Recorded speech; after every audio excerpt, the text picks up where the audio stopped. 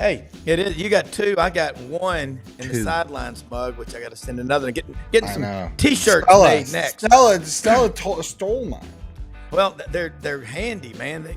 And Bim Bam. If you're ever in Oxford, Mississippi, that breakfast: sausage, eggs, bacon, grits, hash brown, toast, biscuits, and a pillow that comes with it. Heart attack special is what that is. It's some good stuff. Hey, got a great show this morning, man. Jason Caldwell, Auburn Undercover, one of the absolute best guys out there and writers, covers more ground, I think, on foot. Watching these recruits from 8th and 9th grade on up, he'll be joining us in the first segment. Chris Plank, Sooner Network sideline reporter, Plank Show, joins us next. Right after that, Dudley Dawson, Hogville.net, and Vince Ferrara up in Knoxville at the Sports Animal. Hey, tap that subscribe button, hit the QR code with your phone, you click it with the camera, subscribe, tell your friends, neighbors, family, people you know and don't know about it. We're live streaming. Live streaming. This it's like Saturday Night Live every day. Yeah, it's Wednesday morning live, and we got executive producer Brendan Martin. Hump day! When we watched the Tyson fight the other night, we realized, as he said, how difficult it is. The WWE fight? Yeah, that was that whatever that was Friday. I was in Auburn the other night, and I didn't even get to see it. We were driving. Jason, good morning. Welcome to the show. A lot happening when I was down there at the game Saturday. There were a lot of recruits there. I want to ask you, I think Spencer Dowling out of Athens, Alabama. I was down there a couple of weeks ago for a meeting with our new sponsor, Winter Timber Outdoors from Athens. Anything going on there? I know Auburn's in play with a lot of guys, and a lot of people are trying to get a lot of Auburn's players. Yeah, no, I think it's just a matter of they're signing a bunch of offensive linemen.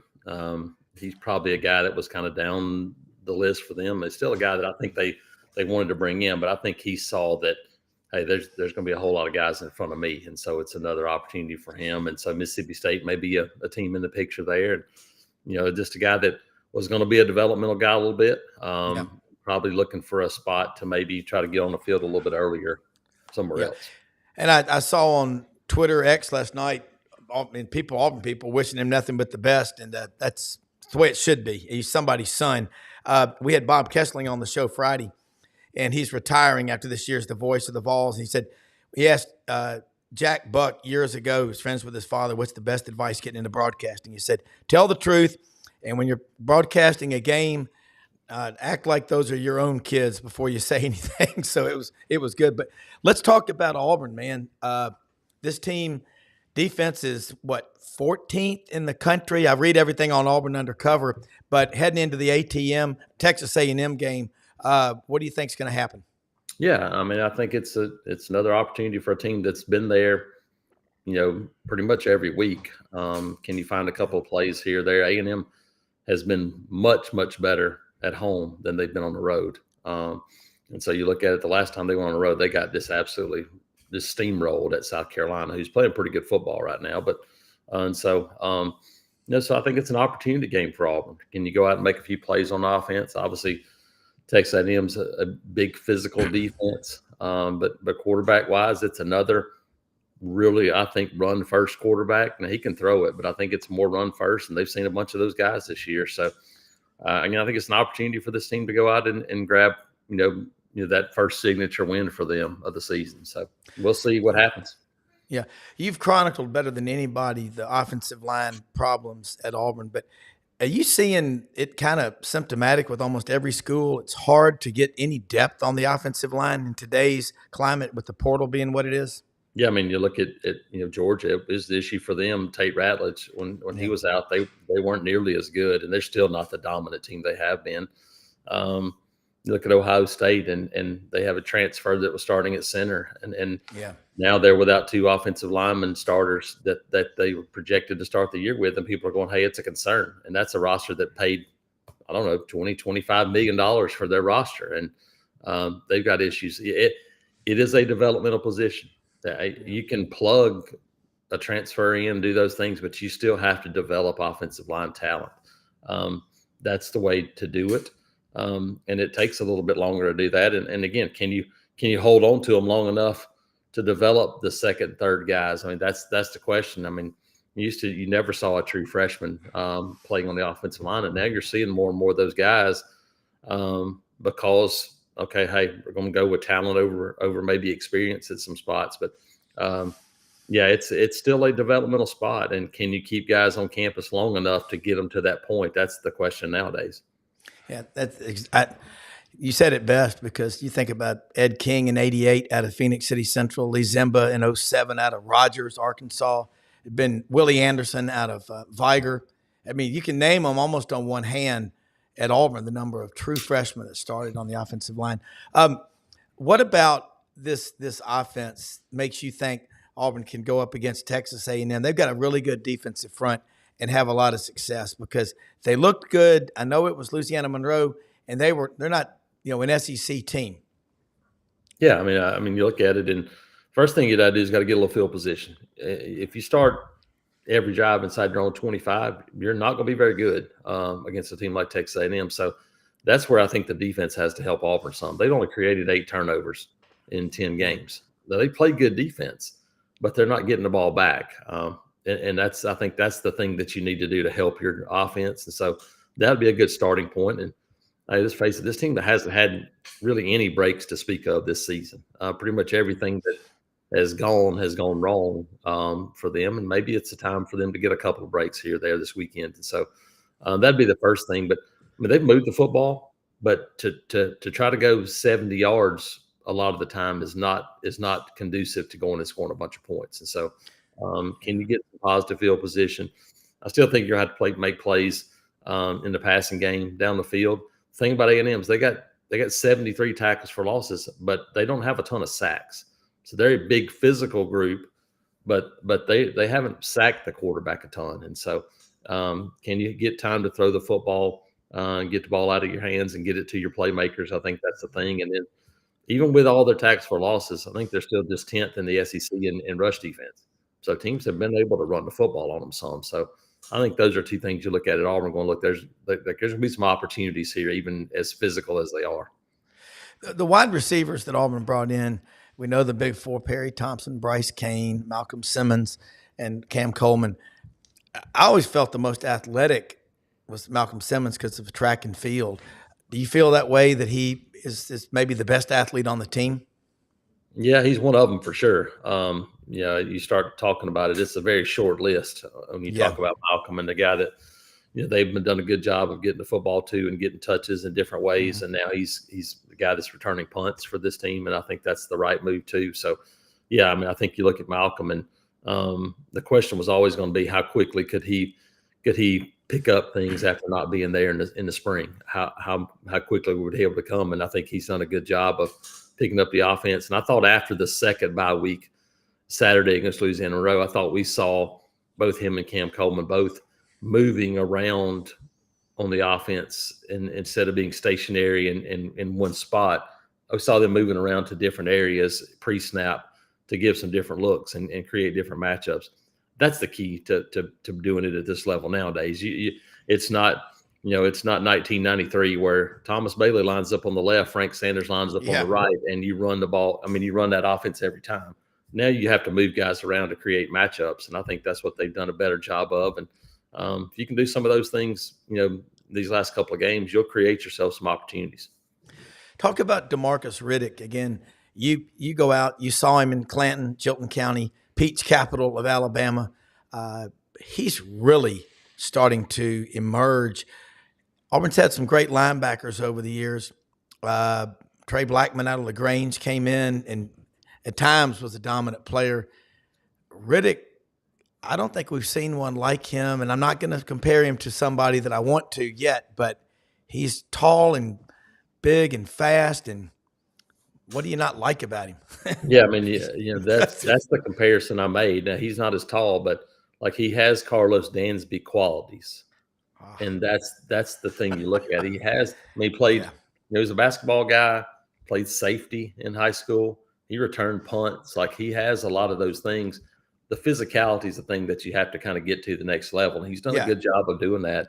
And so to me, when I look athletically, now he's not 6'4", but Carlos as a young guy was 6'4", 215 playing safety. So you look at Riddick and the 6'2", but long arms. To me, similar athleticism at a place like that. I think a guy that plays at 6'2", 235 before he's done. But that's to me the athletic comparison when you're talking about Auburn. And you look at Riddick so far, and he's created some explosive plays.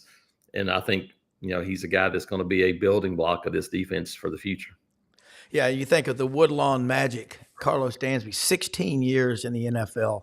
And I remember the catch he made against North Carolina in the 2001 Peach Bowl over on the sidelines. You were there.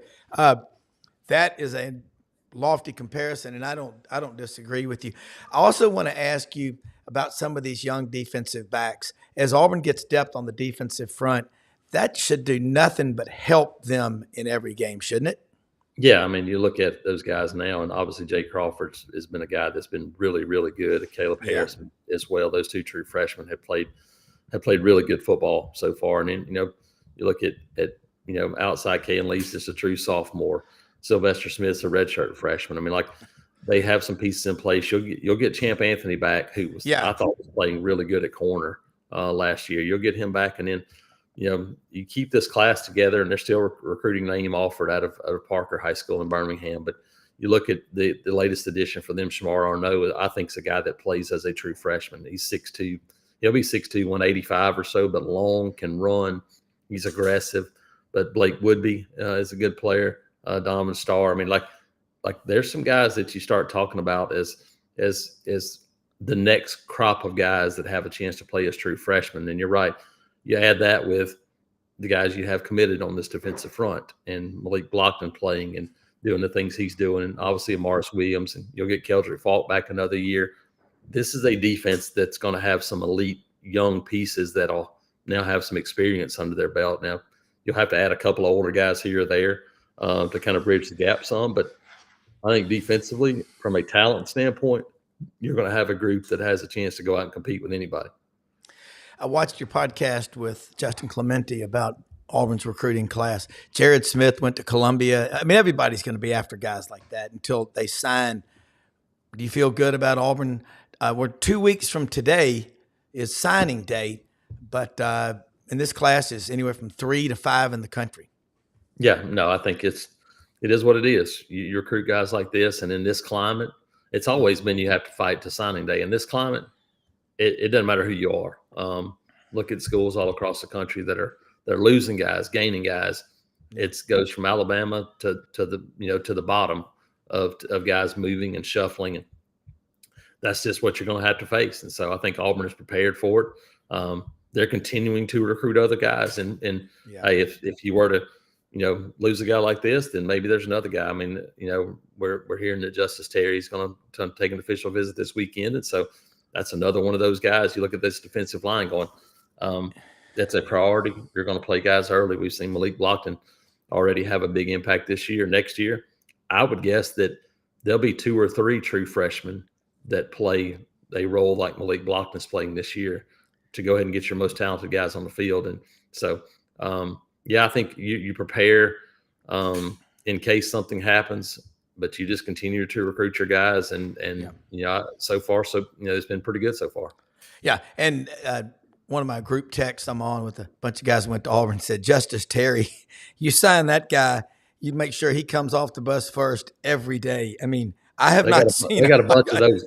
They got a bunch of those guys.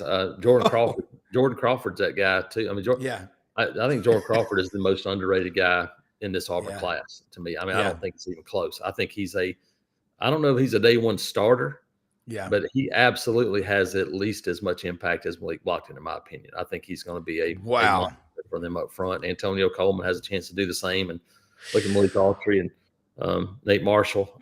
They've got some interior guys that are absolutely going to jump in there and give them. To me, you want to have the experience, but you're going to be much more athletic on the defensive front than you've been in the last couple of years. Yeah, it's an impressive group. Jason, I know you got a big day ahead of you. Let people know again how they can follow you, because again, y'all are putting out stuff every day on Auburn Undercover, because I watch it and it's really, really good. And I hope to see you when I'm down there for the Texas A&M game Saturday. Yeah, no, you can check us out, auburnundercover.com, part of the 24/7 network. Obviously, all the social media things, our group does a great job of that. And, and also check out our YouTube page, Auburn Undercover. Just hey, subscribe there. It's free, but we do a ton of things on there, whether it's post-game videos, our live show that we'll do tonight will be on there. You can watch it as part of our podcast thing too. So check it all out there. All right. Thanks so much. We'll do it again next week. Appreciate it. Oh, whoops. Thanks, Jason. Put the wrong button. Thanks, Jason. We'll do that again. Sorry, everyone. Fat finger. Brendan, recruiting wise, we were talking last night on the Buddy Martin show, and I know, and I see comments, about recruiting and all. Florida recruiting wise, and Chris Plank will be on in a second from Oklahoma, but Lauren knows recruiting. Franz does. Lauren doesn't really do recruiting. Who is the number one recruiting guy that you've got? We had a guy that was who was interning with us last year as a senior at UF, and then he's graduated. So we haven't replaced our recruiting person per se, but we've got some people that we're looking into. Franz follows it closely. I think it's really just a difficult thing because especially now with players changing their minds and we got some football left to play and exactly. This guy knows all about that because he's Chris Plank with the Oklahoma network. What do you guys, just the OU network? Sooner Radio Network, Oklahoma Radio Network, whatever you guys want to call it. It's like Larry Munson would always say to Lauren Smith on the sidelines, "Lauren, what do you got?" Like they go, "Plank, what do you got?" Plank show. How you doing this morning? Good, man. How are you guys? Good. Big one this weekend. 2 of the top 6 winningest programs in the history of college football. Recruiting's fully underway. The Sooners are all over the place, like everybody else. You got Alabama coming in this weekend. First year, Sooners are 1-5. First off, I saw about Brent Venables' wife, and I will keep her in my prayers with St. Peregrine, the patron saint of all people that are cancer patients, and I promise I will do that. We got to remember these are real people, and you know them better than anybody. But tell us about that because we've got something Brendan will tell you about on our show. That it's a big deal that we have every day. He'll tell you. Well, we had heard rumblings. Well, let's go back to the start. Last year, the report got out that Julie Venables, Coach Venables' wife, had been diagnosed with breast cancer. Yeah. And the great news was in May, we found out that it was in remission. So it was a celebration time. Rumblings started over the last few weeks that the cancer had reemerged and that it wasn't good. And then yesterday, Coach Venables, today's a Wednesday, Monday in his coach's show, Coach Venables came out and said, "Hey, we, Julie had cancer, had the cancer return, and it was, Robert, it was 2 months after they told her it was in remission. There was some elevated blood issues. I'm not as probably versed in that as I should be, but there were some things that were problematic. So the team knew about it. They had talked about it, in the post game after Missouri and had a team prayer for her.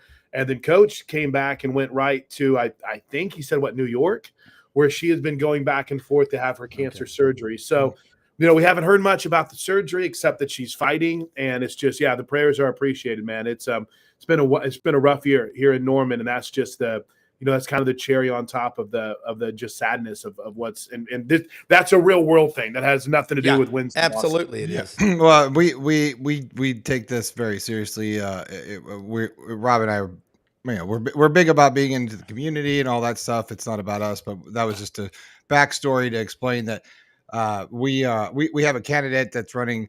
They're doing a Fab 40 over 40 contest international thing. And, the gal, it's for women. It's to raise money for breast cancer research. And awesome. We've got a gal, Lisa, that we're supporting, and she's donating her money to the hurricane victims of the hurricanes this year. If she were to win, her name is Lisa. We got a QR code up there. If you guys have voted for her before, guys and gals, you can vote once a day. It's free. If you want to donate, it's all on there. Just click on the link in the chat or snap the QR code. But this is what Rob was alluding to, and this is just one of many things that we plan on doing in the future. So yeah, man, cancer sucks. It just sucks. It does.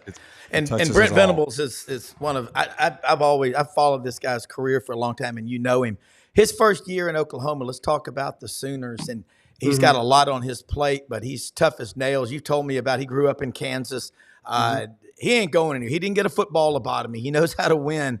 But what do you see the Sooners have got to do after these first 6 games to be competitive? Because you ain't going to keep Oklahoma down. That just doesn't happen. Not even John Blake could keep them down forever. Yeah, I was trying to scroll here real quick because there's this incredible stat that can kind of magnify just how inept Oklahoma has been in taking advantage of opportunities that have been presented to them.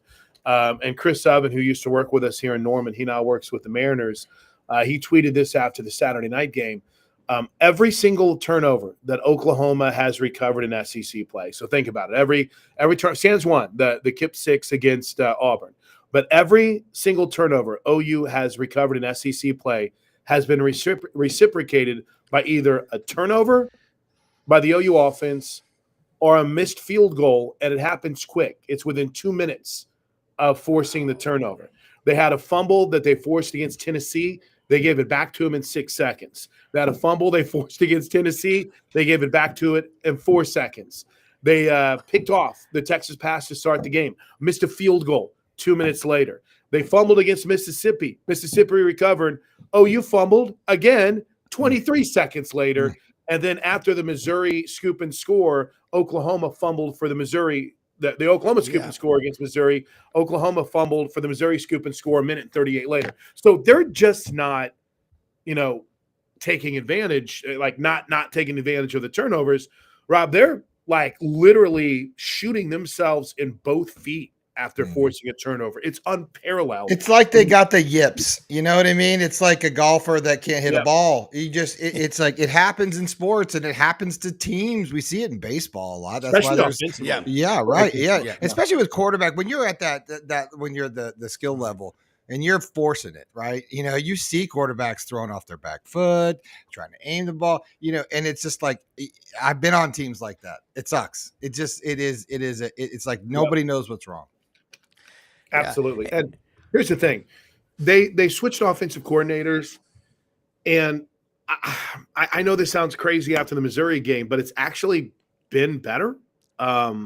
It's been better. They were better against Ole Miss. I mean, Maine doesn't count. And for the most part against Missouri, they were good. But in the end, they were okay, I should say. They're running the ball better. The left side of the offensive line has gotten better. They're playing some younger guys. But it's not good enough, and it's not going to be good enough. So, Brent's going to be back next year. And, barring giving up 70 points in these next 2 games, which, you never know. But Brent's going to be back next year. He's going to get the opportunity to get this offensive coordinator hire right. I think, depending on what happens with Jackson Arnold and Michael Hawkins, I think Oklahoma is going to be in the portal game for a quarterback. And, I think we're going into one of the most wild portal quarterback seasons we've ever had because – we'll see. I don't know if Georgia fans are sold on Jaden Rashada being the guy next year. Alabama's got some young dudes, but I would imagine. I think he's good. I think Rashada's real good. You think he's the guy? I think he's real good. I think, I liked him a lot when he was being recruited and all that mess at Florida. I did think he was pretty special. I think he got going to Arizona, that was a bad deal for him. That's bad so deal. Then we'll take Georgia out of it. Is Alabama in the portal quarterback game? Auburn is. Auburn is. Auburn's definitely in it. Yeah. Michigan's going to be. Michigan's going to have a few spots. Yeah. I don't know. Ohio State got the kid that came over from Alabama, so I don't know if they will be or not. But Oklahoma is going to be. So what's that kid's name? They just flipped. One kid just flipped to Florida yesterday. I got to look on our website. Yeah, and then some might say, well, what about Oregon being in the quarterback game? Well, they went and got Dante Moore too last year from UCLA. He was a 5-star kid that played. So I don't know if Oregon's going to be in that game. But my point is, they're going into an off season where they're going to have to get the quarterback situation figured out, and that's just going to be wild. I think with the amount of money that's going to be thrown around to the best quarterbacks out there in the portal. Yeah, and I was at the Touchdown Club in Memphis Monday, and we were talking. Alyssa Lang was the speaker. It was really good. And I was sitting at a table, And one of my friends, I couldn't believe, he goes, Oklahoma, they don't have any money. I said, you're out of your mind. I said, Yeah. I said, you don't know about West Oklahoma's got a lot of oil wells. And I said, Tulsa at one time was the oil capital of the world. You do remember the Beverly Hillbillies, Mr. Brewster, the OK Oil Company, who handled the Clampett's money, was in Tulsa, Oklahoma. Y'all are going to get it cranked up. Every sport that you're in at Oklahoma, there is a bar that's really damn high. Yeah, yeah. And it'll be interesting. I think, yes, the quarterback position has to get figured out. I think Brent's zeroed in on an offensive coordinator. It's not Dan Mullen, but a lot of Sooner fans seem to think it is. But it wouldn't be a bad thing. That would not be a bad thing. It would not be a bad thing at all. Pretty brilliant offensively. Dan Mullen's made it clear that he wants to be head coach again. Yeah, he should. Yeah. He's one of 3 or 4 coaches that have won 100 games. Yeah, I like Dan Mullen. So, and I like him. But I don't think he's going to go. I don't think he's going to do Chip Kelly. I think he wants to be a head coach again. But, it's going to be a real fascinating month of December, guys, to see what the portal looks like for Oklahoma with guys going out. If you start losing some of those core foundational guys, for instance, if you see a Jaden Jackson in the portal or a David Stone in the portal for Oklahoma, if you see a Kobe McKenzie or a Kip Lewis, and Kip might go, I don't know. Kip's a different dude. If you see a Robert Spears Jennings or a Peyton Bowen or an Eli Bowen, those are all the guys that are supposed to be the defensive foundation for the future when Stutzman and Billy Bowman and those guys graduate. So I think if you start seeing some of those guys go in the portal for Oklahoma, then you really sound the alarm that, this thing is in big, big trouble, bigger than it is already. But I do think, like you said, they're going to be competitive in every stretch of the way. And I don't think the buyout is keeping Brent Venables around. I don't think the buyout is preventing Oklahoma from firing him. I don't think he would have been fired if they did have the buyout. I think he would have been given another year to try to fix this regardless. When you talk to Oklahoma fans, which you do every day on KREF radio there in Oak City, Norman, which is a big market. It's nonstop all day Sooners. What's the general, conversation with Sooner fans about year one in the SEC? They knew it would be different. Yeah. Well, they're pissed. There's no other way to put it, right? We don't even. If you think about not so nice anymore. Now it's like settled in. Now they're like, nah, damn, that's this sucks. I joined the Army. I'm here. I don't mind 11 a.m. kicks. I'll play Baylor if necessary. Yeah. But no, I think that what's frustrating more than anything else for Oklahoma fans is how many years OU fans have spent wanting to get the defense on track, how embarrassed they were by bad defensive performances. And then lo and behold, you get a defense that's playing at a level that can win football games for you, and your offense just can't get out of its own way. Mm-hmm. So it's been a wild 180 for OU fans to try to figure out. That's the rub of playing in the SEC. And I've heard coaches from Urban Meyer to Billy Napier and say the way you win or Steve Spurrier recently, the way you win championships in the SEC is with defense. Defense. Right. Florida wins last week. Yeah, DJ was great. He was awesome. But there was a few sacks, and Florida's defense finally showed up. I know I was going to say I think there was 8 or 7, but one wasn't counted. So, but 7 sacks for Florida to come in and be, to show teeth. Granted, DJ's showing some, time of possession, and obviously that's always going to help your defense. But I'm just saying that defense wins SEC championships, quarterbacks win the SEC championships, and the thing is now, and you guys tell me, you really you gotta have to be balanced. You gotta have a great, powerful offense. You gotta put points on the board. You can't turn the ball over, right? You can't. But you can't be. And this is the Graham Mertz knock. I can't remember. Like even Coach came out or Billy came out at the beginning of the year, says Graham Mertz needs to take a little more chances, a little more risks, because he was being too conservative, right? So that's the median, right? No, and then you walk that line. Everyone made fun of Iowa, and they should have because their offense was so terrible. But what did Iowa not do? They didn't turn the ball over. No. You want that balance between taking shots and then not putting yourself in a bad position. Oklahoma has consistently, man, put itself in a bad position with turnovers this year. And then, okay, so we have the Brent Venables. He has a couple shows before before the kind of everything shuts down. You had Sooner Sports Talk on Monday, which is his radio TV show. You had his press conference yesterday, the SEC teleconference coming up today. And you can even sense from him, like what you were talking about, Brendan, you could sense the frustration where, hey, we got plays to be made, right? There's the block. He even said it. The blocking was good enough. Guys were open, and they're not pulling the strings. So it's been this fine line between, all right, is this a problem with just a quarterback who's not seeing things and processing things well because he is so young? Or was this an overall design problem? Or is this young guy is on the line? It's just been a myriad of issues for OU this year, unfortunately, offensively. Well, Chris, when you think about life in the SEC, it's a line of scrimmage league. This Oklahoma recruiting class, we're 2 weeks from today, for all practical purposes, is signing day. We've got a second one in February, and that's basically for the coaches, schools that fire their coach in December. They have to go get what they can. But how do you see this class coming together? They're going to hold on to it. Everybody's in the same boat, though.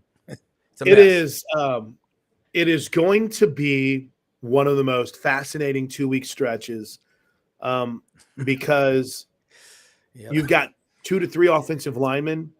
You got Oklahoma hasn't had a 5-star offensive lineman in a while, and you're trying to get them to stay when you can't even tell them who their offensive coordinator is going to be right now. Yeah. So you're trying to keep a class together while, Rob, in the same vein, you're also trying to go out and get an offensive line coach to come in or an offensive coordinator to come in. I'll tell you what, Brent's always had the policy that if you visit somewhere, you're not committed. But he said yesterday, he's like, I don't pull offers for it. And for the longest time, everyone's like, oh, he's pulling their offer. So it's going to be a fascinating couple of weeks. And I think Oklahoma feels really good about the class staying together. But for me, I don't feel good until you cross that finish line, right? You break that tape. Yes. So we'll see in a couple of weeks. And that, of course, as you know, guys, that's going to lead to the craziness of portal season as well.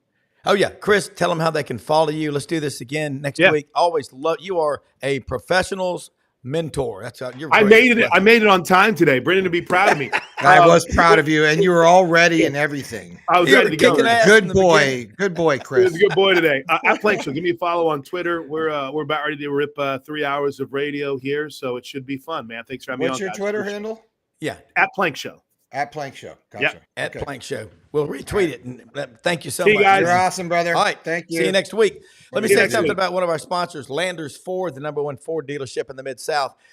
Presenting sponsor of the Touchdown Club of Memphis.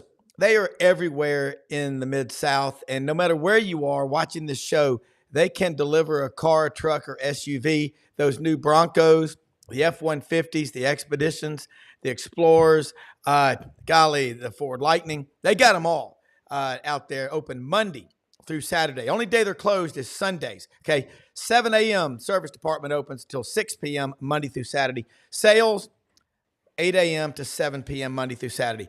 Call out there, ask for Brad Bellamy, the general manager. He'll direct you to a salesman, get the process started, and it really doesn't take that long. When you get in there, they're all about efficiency, and they've got a big lot, Poplar and Houston Levy, in Memphis, Collierville, but it's landersfordmemphis.com. Take a picture with your cellular phone of that QR code and let them know you heard about it on Sidelines. $500 off. Again, the F-150s, the Lariats, the King Ranches, they've got them all. Big inventory. They'll get you what you need. Also, let me say this too about another one of our great sponsors, Winter Timber Outdoors, down in Athens, Alabama, right there on Highway 72. The Rite Masamara GPS, buy one, get one free. Black Friday, again, take your cellular phone, take you a picture of that QR code. They are open every day of the week. I talked to a guy down in Huntsville yesterday. He's going pheasant hunting Thursday out in South Dakota where we go. and he said, I'm going to go by Winter Timber and check it out. And I said, let them know you heard about it on SEC Sideline Sports Network. Over 2,000 guns in the store, shotguns, rifles, handguns. They've got all the gear you need for deer hunting.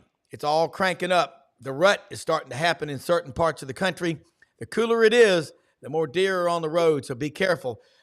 They've got deer stands, all the gear. The staff is trained. They know what they're doing.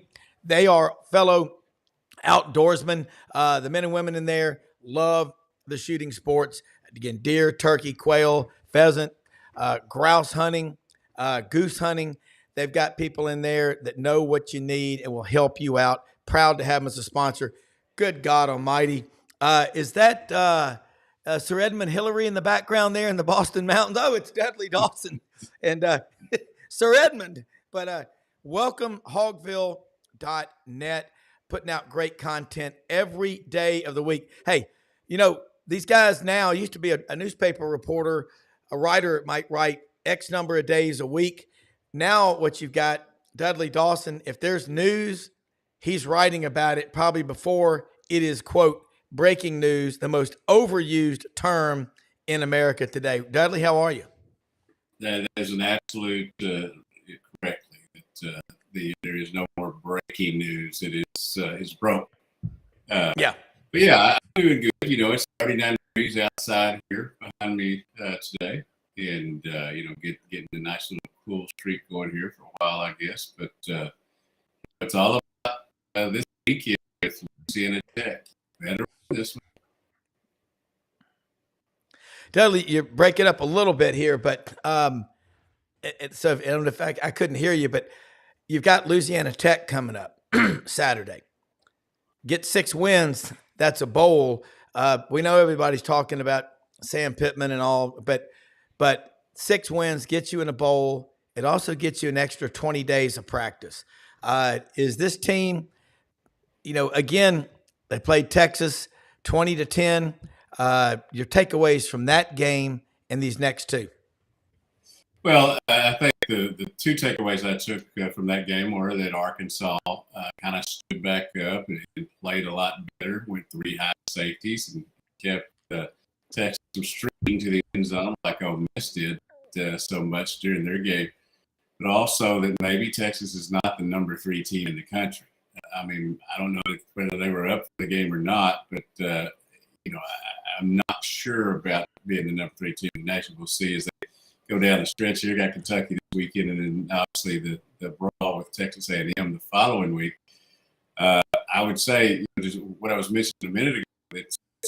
I said a huge game. You never thought Louisiana Tech would be such the narrative this week.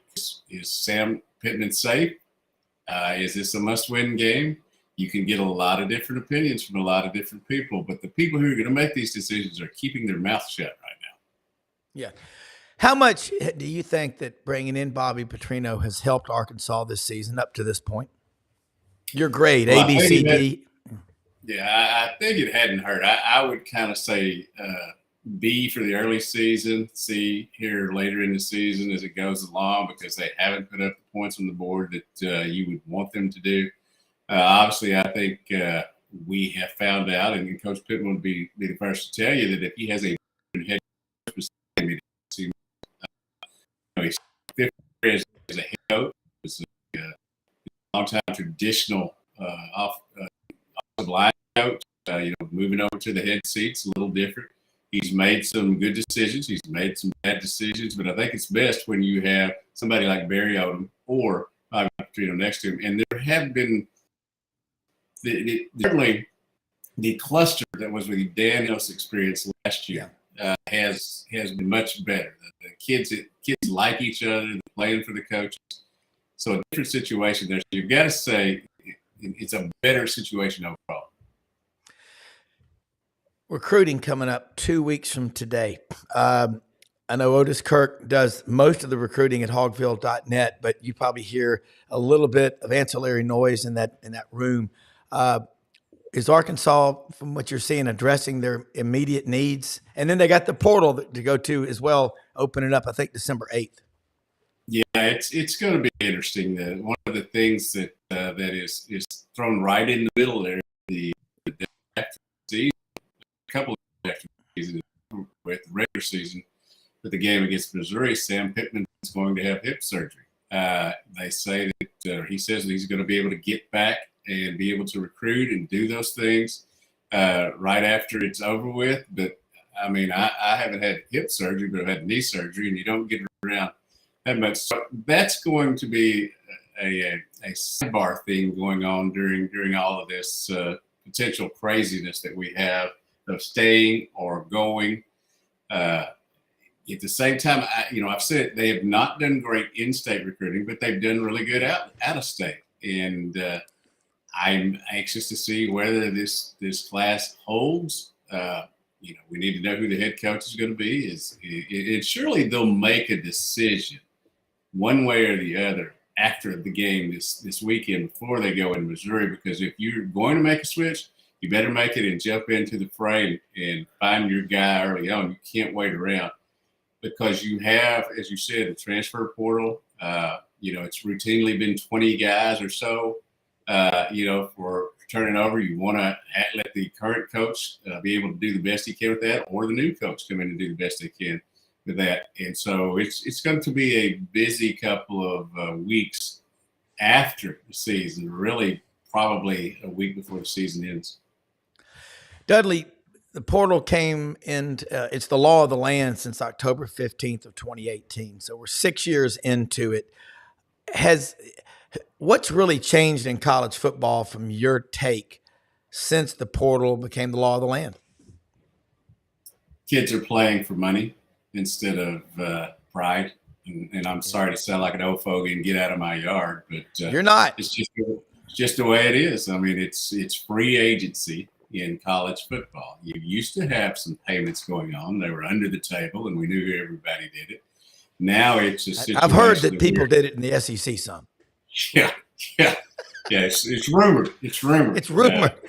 Yeah. Strictly allegations.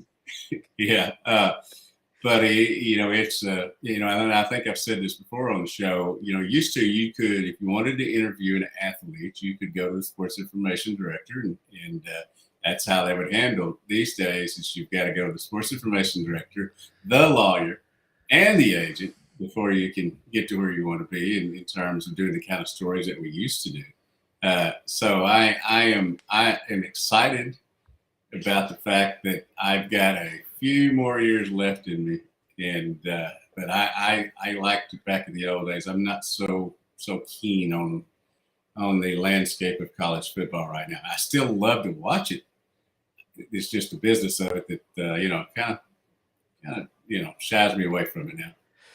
Well, I won't be surprised if it doesn't flip back, and that in order to keep the fans from entering the portal too, that they open things up. I see things happening. I try to get ahead of trends. And when you look at the really smart people in the world, and they're so far ahead of what's going on. Wayne Gretzky, the famous interview. Hey, you're considered the best hockey player in the world, but you're not the fastest, the biggest, the strongest. You're not at the top of any list. What makes you so great, Wayne Gretzky? Well, I don't go where the puck is. I go where I believe the puck is going. Mm-hmm. And I really believe college athletics, I saw this coming in the playoff. I said, you're going to create interest all over the country. Here it is. We're going into week 13, Dudley, and we still don't know who the hell is going to play in Atlanta. And I don't know if we'll know after Saturday. And if you're the TV people and you're a fan, you got to be loving this.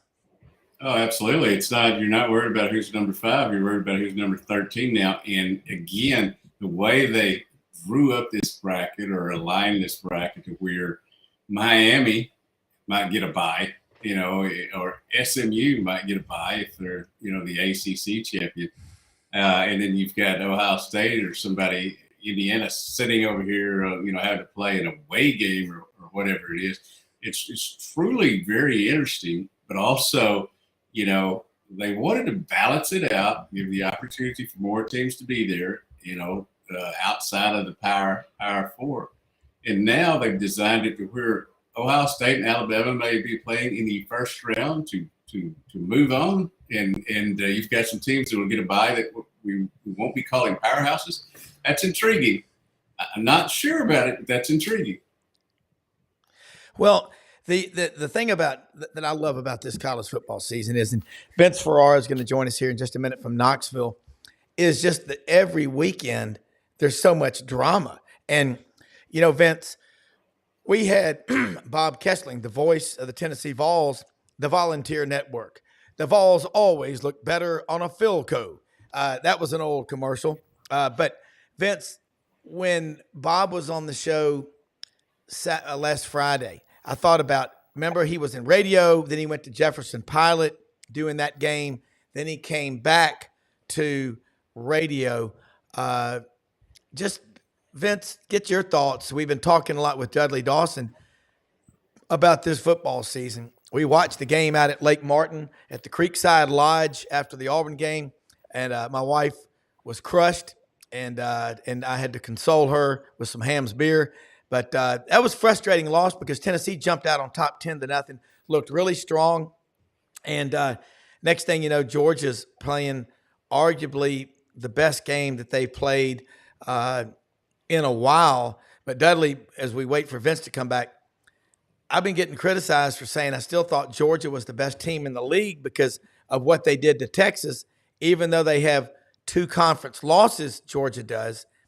I said, look what they did to Texas at DKR Memorial Stadium. That still I think means there's some really good teams in the SEC. I'm not sure we can label any of them great and definite national championship titleists, but it's still. And I do love the fact that the rest of the country, some of the journalists, some of the fans, are delighting in the fact that the SEC is beating up on each other a little. A couple other things. Number one, I hope that, and I want to thank the people at Guantanamo Bay for letting Vince apparently come on the screen there. He looked like that he was about to do. Yeah, Vince made a cameo appearance, and he'll be back. But hey, and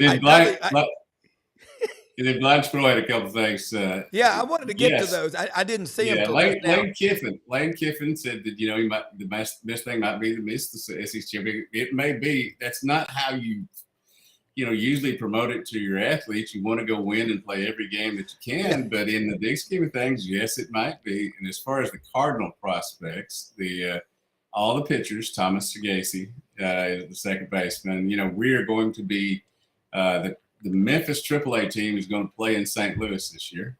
It's going to be a very young team. I look forward to it, although I know we're not going to go crazy. But sometimes if you do something different, it makes it more entertaining. So I'll look for that. And he asked if Pittman is replaced, will he retire?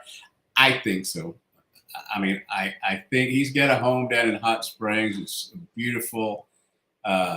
If he is let go or he retires, there's going to be plenty of money to do whatever you want to. He is a football coach, has been all his life, but I think that's probably will be what he does is just right off into the sunset if that's the decision made. And again, I want to point out that I keep hearing that the decision has not been made and that it's been made and it's gone either way. So I'm just going to sit back here and talk to folks and see how it pans itself out. Yeah, let it play out. All right, some questions I want to get into, and I think Arkansas is going to handle La Tech, and then we'll talk the next week about them against Missouri. But playoff rankings came out last night, and let's face it, they're designed to get people riled up, and they're doing it. Okay, you look at 75-80% of the TV sets. I say it every day, but it's true. Live in the geographical footprint that's the Big Ten. SEC, it'll all work itself. Ohio State play. One of the byproducts, the Fighting Cignettis, Kurt Cignetti coming from James Madison. Look me Indiana. up. We've never seen, Indiana's never won 10 games ever until this year. Their 2 previous best seasons were 9-win seasons in 1948 and 1967, I believe. And then here they are this year. They're going to play Ohio State Saturday. And you know what? There are going to be a lot of people watching that game.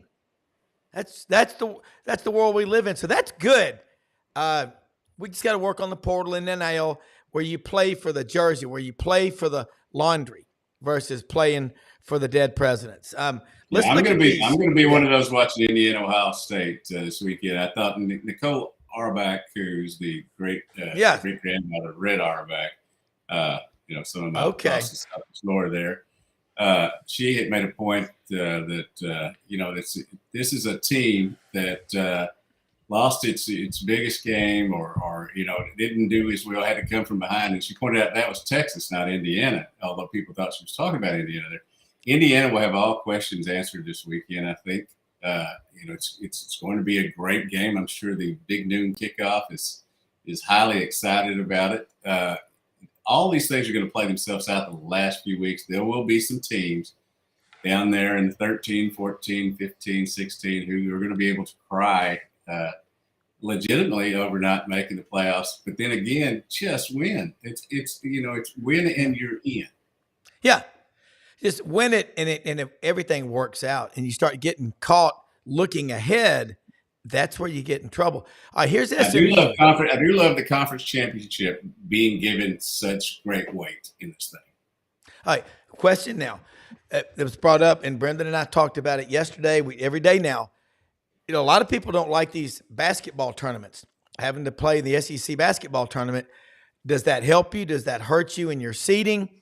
Lane Kiffin, if what he's saying is true, there's a lot to be said about that. We'll bring in Vince Ferrara from the Sports Animal in Knoxville. And Vince, Tennessee sitting there in the rankings right now. Is it, I can't see it here, 9, I believe, but 11. Okay, I was 11. But here's the thing.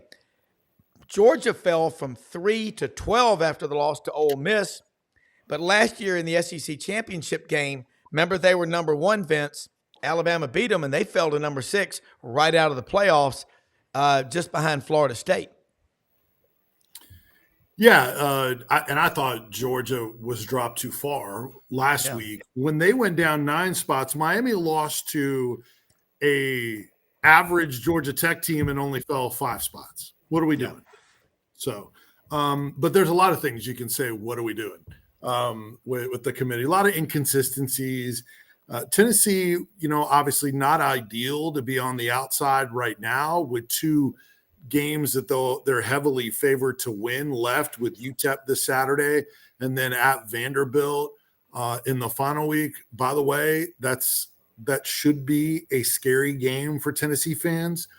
I know the history is what it is, but that will absolutely take Vanderbilt season to another level if they can keep Tennessee out of a college football playoff berth. I mean, you talk about nothing making them happier.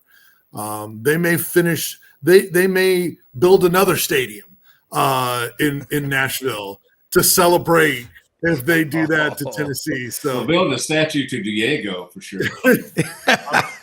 Absolutely. So you can't just bypass that game. But look, according to the All-State playoff predictors, Tennessee right now 67% to make the playoffs. If they win out, jumps to 86%. I think people are more nervous than what that 86% would be. I think part of it is they don't have a lot of faith in the committee. They think that other brands are going to get the benefit of the doubt, and other teams that have easier schedules with fewer losses getting the benefit of the doubt, that the Big Ten is getting the benefit of the doubt. And the one that really, really bothers Tennessee fans the most is Tennessee beat Alabama. They have the head-to-head, yet Alabama is 4 spots ahead of them, 7 versus 11. So, we took a lot of calls and texts on that this morning, as you could imagine, but that's the one that and all the Big Ten love at the top, which I think they're being overvalued. Those are the things that bother people the most out of a long list of things. Dudley. Yeah, I mean, it's interesting. The SEC folks are now griping about the Big Ten getting so much love when that's usually been the other way around. Right. No. In the season. But the big thing is that both of these conferences are going to get half, if not more, of the teams in this playoff, one way or the other. And I'm down for it. I like competition between the Big Ten and the SEC. I like to see little teams, supposedly, as you would say them, in like Indiana. I mean, I still love Kurt Cignetti's, just his mentality. Who are you? Google me. I just love that saying. And as I was saying, I'm going to be watching that game Saturday, and with very, I'm going to watch a lot of it because Arkansas doesn't play till 3, but it's going to be entertaining and answer a lot of questions for both of those teams. Vince, Tennessee Saturday against Georgia struggled to get those explosive plays, but damn, their defense is good. Tim Banks is a hell of a coordinator. Coach G, Rodney Garner, defensive line coach, one of the best in the country. What is Tennessee? Give me a grade on Nico Iamaleava up to this point. What you think about his progress in his first real year? Did last year, was he a red shirt or did he lose a year? No, he got a red shirt. Yeah. Okay. So this is his first full year as a starter. Kind of give us a grade. I've got some Tennessee fans that were asking, they said, ask your man Vince Ferrara from the Sports Animal up in Knoxville, home of Gus's Deli on the Strip, and also the Pilot gas station Death Dogs at 3 a.m. with mustard, onions, and extra hot sauce and chili. Nothing like that to wake you up. I'll take your word for it on that last one, but Okay. I have a hard enough time keeping the weight off, much less that. But look, a couple things. First, you mentioned the Tim Banks defense.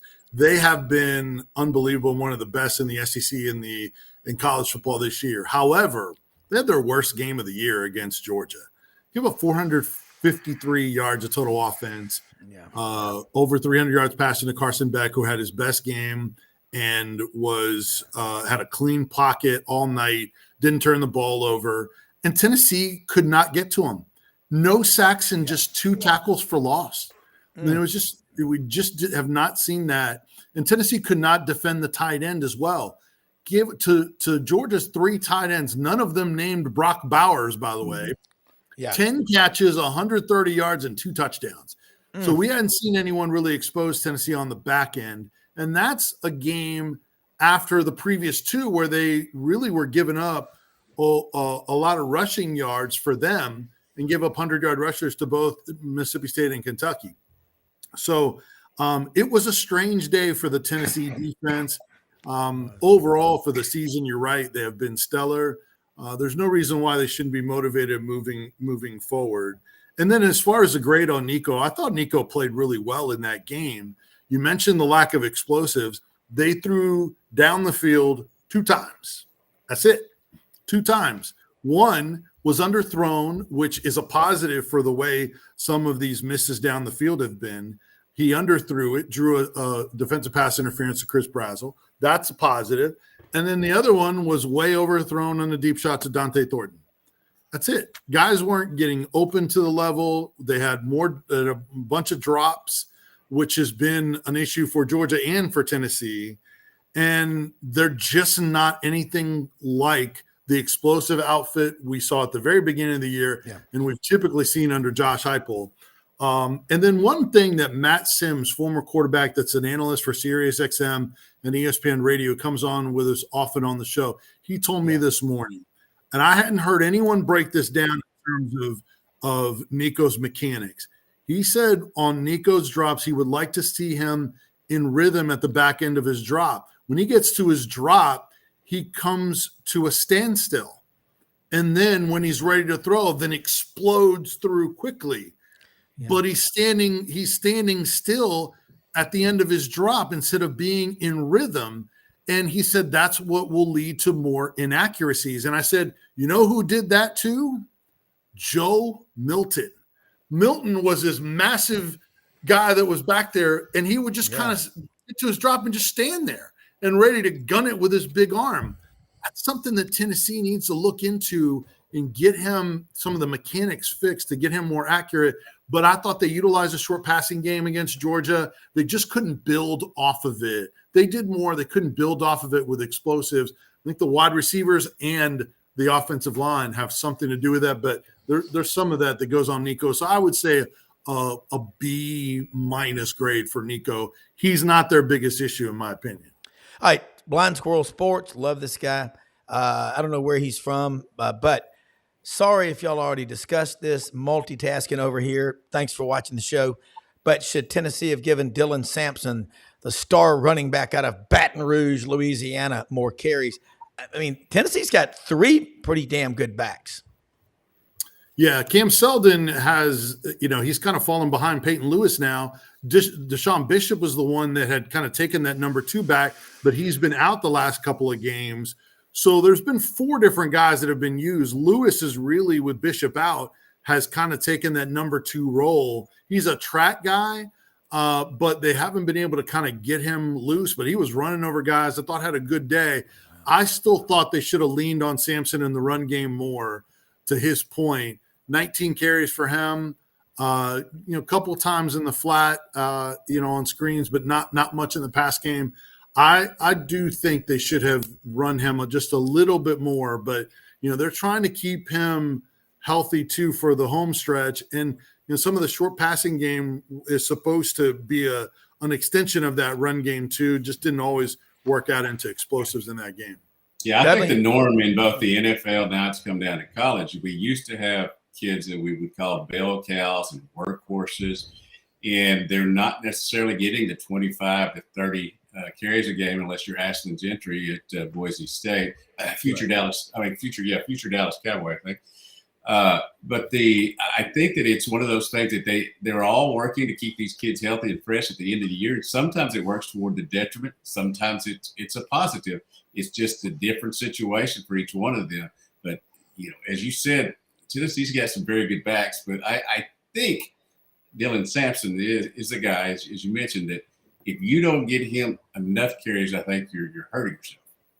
Yeah. Looking in both of y'all, it is such an honor. It really is to have 2 guys and Brendan's the same way, the Gator Bait crew, but y'all really know what you're talking about. I get so many texts. A lot of people, they're bashful. They don't want to put their comments up there, but they're like, man, these guests that you bring on are really, really elite. And you really are. For both of y'all. And I see a lot of like Gator fans. There's a guy on here, Chuck McKenzie. They're frustrated with Billy Napier, but they love their Gators. And I said this to Brendan the other night, and I was listening to the Florida Network with Sean Kelly and Shane Matthews. And I texted Shane Matthews and said, man, it's great listening to you on radio, because it seems like, and Brendan has said, he's 3 or 4 plays ahead. The reporters, and Dudley, your knowledge of the Cardinals, that's just on another level. But Vince, for both of y'all, the future of college football, this season right here couldn't have gone any better. It's even better than the best case scenario. Would you agree or disagree? I'm going to go with agree. As I said, I'm entertained. I wasn't for sure about whether they should, take it to 8, take it to 12, take it to 16, whatever. 4 was okay, but yeah, I can see you. But the way they've drawn this bracket up, and again, I go back to the point about winning a conference championship meaning something. I think that's good. But I enjoy the on-field action as much as I ever have. Is what I'll say. The off-field, Yeah, Vince. Yeah, I think the interest in games that normally a lot of people would not have paid attention to, I think is incredible. And I think it was undervalued how much not only more fan bases would be invested in their teams because they have a chance to reach the college football playoff. Yeah. I think it was under expected or anticipated how much all of us that watch college football would be interested in so many other games involving teams with a chance to get in the playoffs, because those are games that impact the teams that you cover or follow or for fans are fans of. Tennessee fans normally, unless they have a military background, might not vested in Notre Dame and Army, or who's going to win the Big 12 as it sits right now. In some of those games, or Colorado, these are games that can impact Tennessee and them getting into the playoffs, and how it all shakes out. It's so much. It's such a wide net of interest. Love it. Yeah, overall as a conference, like we thought, but it's still fun. It's still an unknown, and that's entertaining. So all in on it. Absolutely a success. Yeah, and I love having games every night. I mean, you get Monday Night Football Sunday, but then there's college games on Tuesday through Friday. And I have watched Louisiana Tech play on most Tuesdays and Thursdays more than I have a lot of other teams. I feel really blessed about how I'm going into this game research-wise. I mean, I saw they're giving up a 49-yard Hail Mary walk-off pass to Jacksonville State, which I know was brutal for them, but it was highly entertaining on a Tuesday or Thursday, whichever night it was.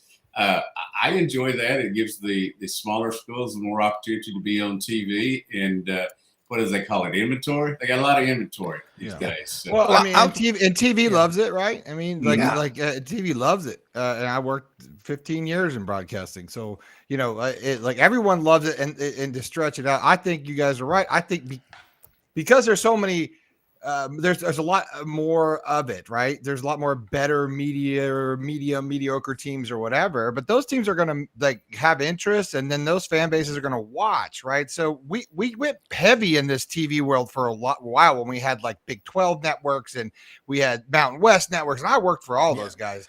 But I think now we kind of went back, and I wonder if we're kind of going back that direction a little bit.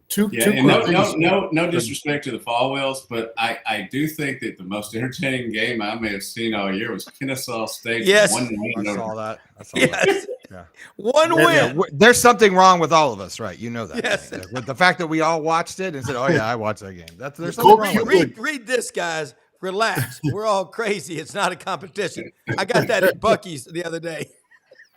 Hey, world's largest Buc-ee's opening in Ocala here shortly, so nice. I might have to do some video. Topping the one down the street from us in Sevierville. Yeah, yes, we went to that one in February. 74,000. Not to be outdone. I've never been. In Texas has an ego. They built a new one at 75,000 square feet out in Texas. But we're getting our first two in Benton and West Memphis. Yeah, we got one in West Memphis. I was going to say, and then on the other side, at exit 28 on I-40. On the east side of Memphis. So it's going to be – I got to ask both of y'all and Brendan too that, first off, can we retroactively give the Heisman Trophy to Brock Bowers out of Napa, California? My God, what he's doing with the Raiders.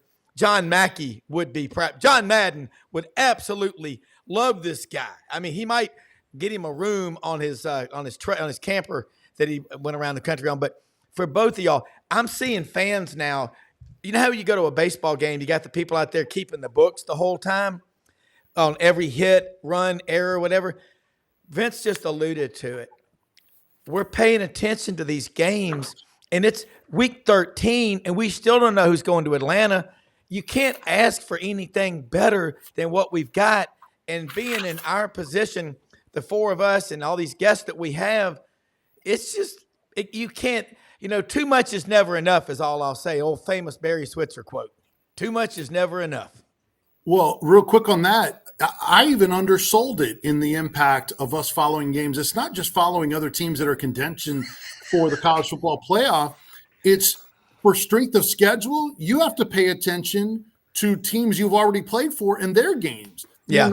Really, you guys with Louisiana Tech, and then the final week at Missouri. Tennessee needs Arkansas to look good. Tennessee has to root for the Florida Gators, Brendan. God, Tennessee needs to learn to finish a damn season. What's wrong with Tennessee? Oh, man. We've shifted back in the timelines and the string theory. We've shifted back to normal timelines. Yeah. Notre Dame's lost to Northern Illinois keeps haunting them every weekend. Yeah, and I was watching Northern Illinois and Miami of Ohio last night from Oxford, Ohio, the cradle of coaches. I'm like Dudley. I mean, you watch it every day, and it matters to those people. The thing Watch is, it every day. Me and Vince are on the air like 24 hours a day. I don't think if Rob's right behind me. I mean, good Lord, talk someone about it. asked Watch if it. Brendan lived in the studio. I don't leave this chair all day. He never leaves. I'm on at night. I'm on the day. I just never leave. I just change. DoorDash. Right here. I DoorDash shit. It comes to my door. I don't care. I DoorDash coffee. I DoorDash a cup of coffee. Okay, Rob, this is how much I love you. Hey, before you go, Dudley Dawson, what is your favorite Led Zeppelin album? You did not tell me. Yes.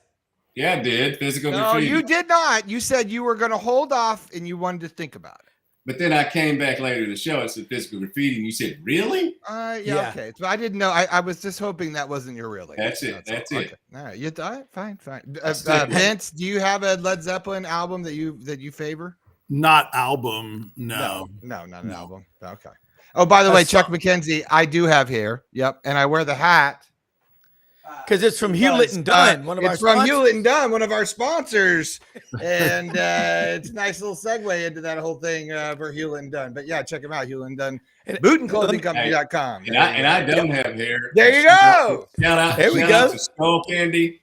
Shout out to Skull Candy Razors. I'll tell you one thing, but what we do have is I've got on here with me now 3 of the smartest people and the finest people you'll meet. And folks, everybody watch these guys, follow them. Vince Ferrara, Dudley Dawson, what we're doing here, we are here to serve. We are blessed beyond belief. We live in the greatest country in the history of the world. You got the Boston Mountains in the background. Mama Ferrara is down in Tampa. You'll be going home for Thanksgiving, I would guess. Dudley. Brendan Martin. Bye, Vince. Bye, John Boy. We'll see y'all. Vince, go to work. I know week. you got shit to do. All right, go to work. And Dudley, I don't know what you do. I don't think you work. I think you and I are the same person.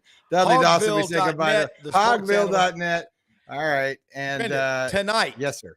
On the Buddy Martin Show. Tonight on the Buddy Martin Show. Tonight on the Buddy Martin Show at 9 p.m. Eastern, there will be a lot of talk about the Gators and college football. Had a great time last night with Lauren Meadows and you. And also we had Quincy Wilson on. That was really a special interview. Lauren knows him, Gator from Fort Lauderdale. I would watch former that. Gator great. Quincy Wilson. 6 years in the NFL, folks. 6 years. Great interview. Very well spoken. And soon to be head coach. That guy's going to be a great coach. He's a son of a coach. So I thought that was really cool. Hey, folks, let me say, Hewlett and Dunn, they're open Monday through Saturday, 10 a.m. to 6 p.m. Get your wife, get your girlfriend, your mom, get your kids Christmas gifts out there. They've got Barber, Filson, Duckhead, 7,000 pairs of boots, Schaefer, Pendleton.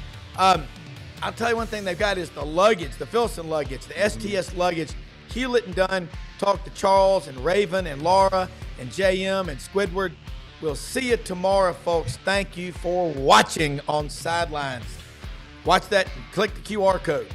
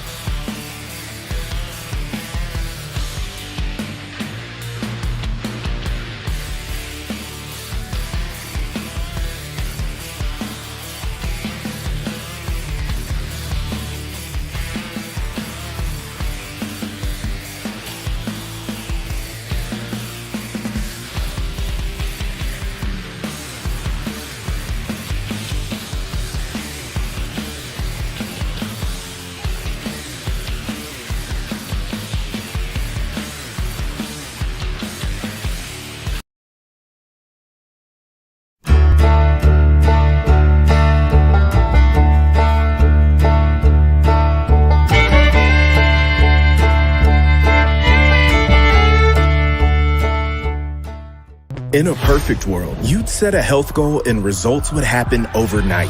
In this world, the real world, it takes time, dedication, and the right support to achieve your best self. The Vitamin Shop's health enthusiasts are here to make sure you're not wasting a single moment on the wrong supplements. From the highest quality sports nutrition and superfoods to the most sought after trends, you'll find a huge variety of science-backed solutions for every goal. And the people to help guide you along the path to greatness. Unbelievably, every 2 minutes in our communities, a child is either bought or sold for sex. I am Ari Dickey, board member for the Nashville Anti-Human Trafficking Coalition. Join me and millions of others in our fight against human trafficking and for its victims by helping to educate the most vulnerable among us, our middle and high school students. Go to nhtcoalition.org, become a partner, and help keep our families safe, because none of God's children are for sale.